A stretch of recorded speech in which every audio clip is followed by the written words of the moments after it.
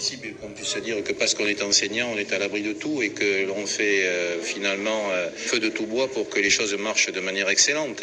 On sait que dans ce dossier, quand on l'analyse, cette enseignante n'a eu le soutien de personne, le directeur n'a pas voulu la soutenir, l'inspecteur d'académie n'a pas voulu la soutenir et moi j'ai produit une pétition de parents d'élèves disant qu'elle avait l'habitude d'exercer des violences et d'avoir un comportement jugé inadmissible. Ce qui veut dire que je veux bien qu'elle se présente aujourd'hui comme une sainte pour venir battre monnaie en espérant toucher beaucoup d'argent de la part de mes clientes. Mais quand on analyse le dossier, si on reste objectif, on se dit que les responsabilités sont partagées. Un, parce que son comportement est à l'origine, bien entendu, de la difficulté. Et deux, le comportement de mes clientes a été lui aussi tout à fait anormal parce qu'elles ont été excessives.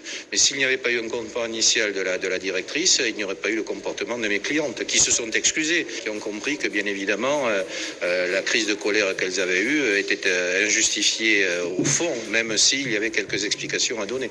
La peine demandée par le parquet va trop loin.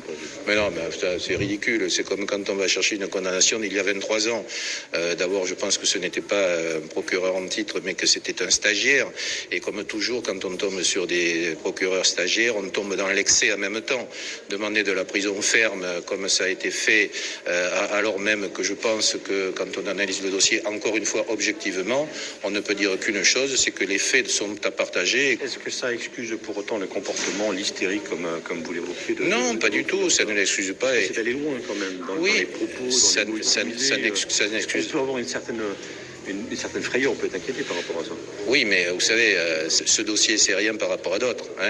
Il a été monté en épingle parce qu'elle l'a lancé sur des réseaux sociaux après avoir filmé mes clientes. C'est elle qui l'a lancé, Non, mais dans le cadre, si, c'est elle qui a filmé. Donc, si elle n'avait pas filmé, il n'y aurait jamais eu de réseaux sociaux, il n'y a pas de difficulté sur ce point.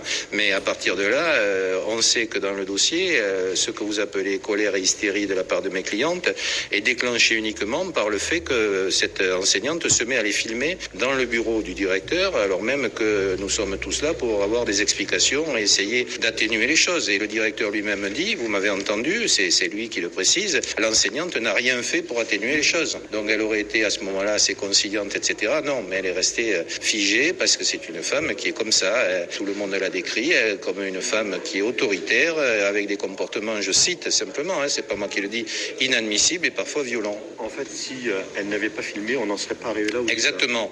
Quand j'en ai parlé à mes clientes qui ont tout reconnu, vous avez vu, elles ne sont pas là pour essayer d'embraser le tribunal. Elles n'auraient pas filmé, mes clientes ne seraient pas rentrées dans cette folle colère qui les a amenées à un débordement qui est en lui-même mal acceptable. Pas dire inadmissible, mais mal acceptable. Mais elles l'ont dit, elles sont navrées de ce qui s'est passé. Elles ont disjoncté.